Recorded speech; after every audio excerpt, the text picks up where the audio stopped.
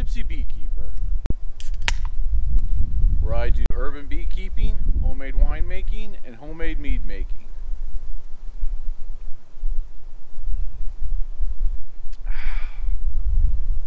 Today's video is all about swarm traps. It's a trap! And if you think that's the last time you're going to see that clip, you are sadly mistaken. So I'm just going to roll right into the footage of how you make a cheap and easy swarm trap. It's a trap! Okay, so first step, got to get your Slum Gum. Again, this is just a rendered down beeswax comb. This is all the leftovers, and the reason why you use this is because in your bee trap that you're It's a trap!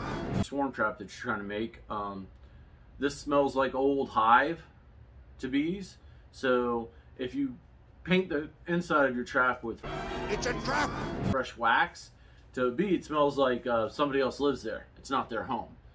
So they most likely won't go there. But if you paint the inside of it with this stuff, it smells like, oh, bees used to live here, so this would be a safe place for me to bring my queen and us It's Queen Amidala herself. start a new hive. So I've never made this paint stuff before, but I don't know what kind of consistency I'm going to get out of this, but basically I put about 2 inches of water into this pot. Just going to stick my Slum Gum in there.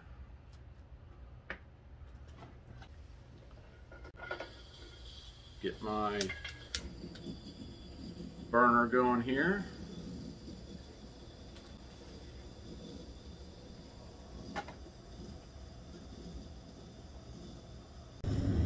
Alright, here we are in the beginning. Fire!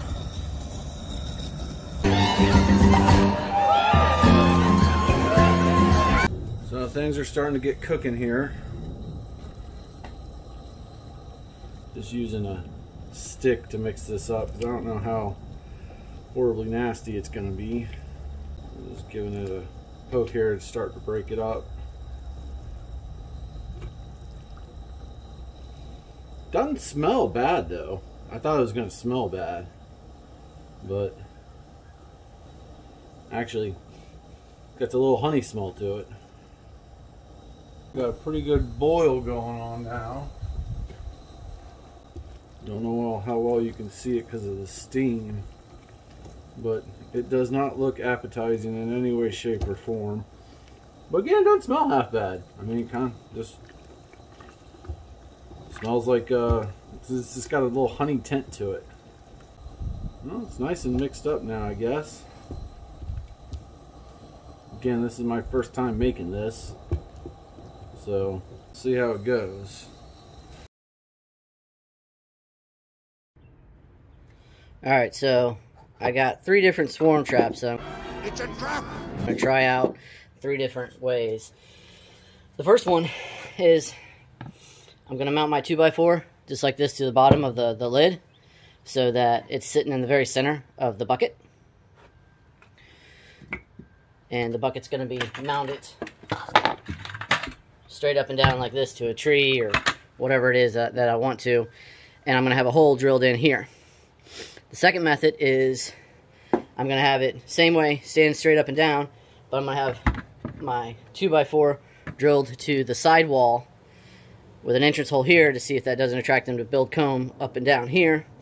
And then the third way, I'm going to mount it to a tree like this with said 2x4 drilled up here into the top of it, and the entrance will be in the lid for them to come in. So we'll see which one they like best and which one they go to.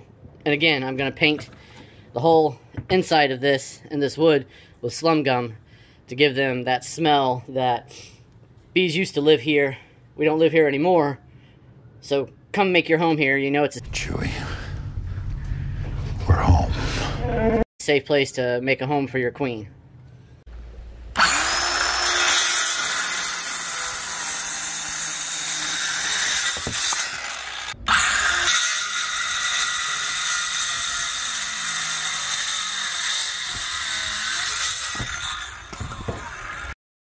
So the reason that I'm torching this wood right now is to give it, again, a smell that the bees like. Out in nature, when there's forest fires, the fires burn out holes inside logs. And so to a bee, that smells like a really great place to go make a home, because that's what they find out in nature.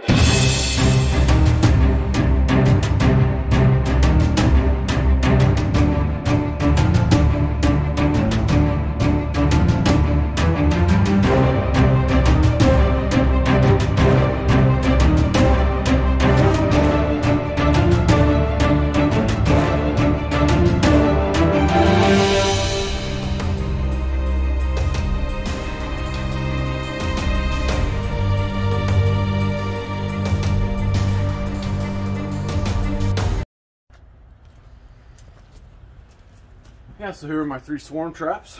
I'm probably going to put this one in my yard, in my backyard, for just in case my hives swarm. Hopefully they'll go into here and I'll be able to start a new hive. The one I'm doing in my backyard is the one with the board mounted to the sidewall. I'm going to have it hanging like this in one of my trees. Of course, going to be painted with the Slum Gum. These two I'm going to take to my club's apiary and I'm going to mount them up. This one is with the wood in the middle, hole on the side, and again it's going to be mounted up straight up and down. And this one I'm going to mount to a tree like this, hole in the bottom, wood on the top. We'll see which one they like best. So whichever one catches the first swarm, I guess that'll be the one that I start making duplicates of. So here's my Slum Gum. It's nice and melted down. Here's one of the bees coming to see what's going on.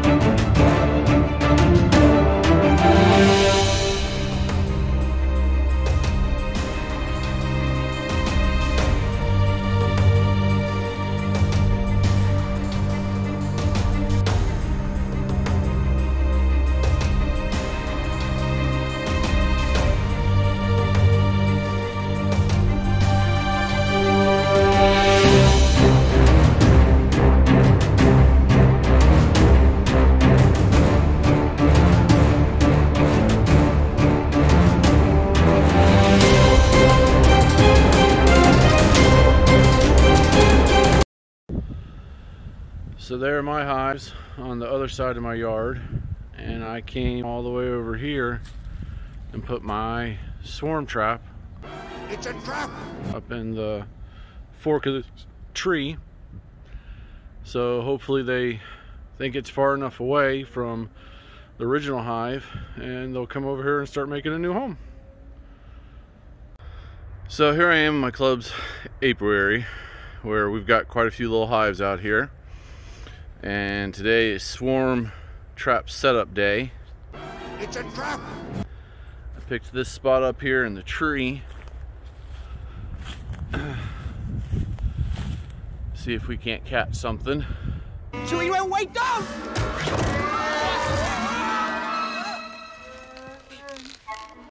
The other place that I set my trap up, It's a trap. it's right down this path. And I set it up over here because just on the other side of my white truck there is a 4-H club. And on the other side of that hedge of bushes is a whole bunch of flowers and vegetables and all kinds of stuff that the bees get to eat. I think that's a lot of the reason why we set our club up over here. So I set my other trap up It's a trap. on this tree over here. So wherever they swarm, they're sure to be sending out foragers to check out all the food that's going on over here on the other side of that hedge. And hopefully we catch ourselves a swarm.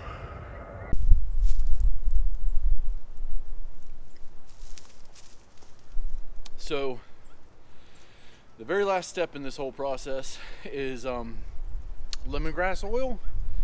You can buy this off the internet all over the place, but it's lemongrass. It mimics the pheromone that bees give off for this is home. Bees will land here and they'll spread their wings and flap them really hard to give off the pheromone and spread it all over the place to tell everybody to come home. So we're gonna go ahead and give them that pheromone right now. So hopefully we can catch ourselves some free bees. I hope this was educational. Please feel free to leave some comments and we'll talk about it. Until next time, bottoms up from the Tipsy Beekeeper.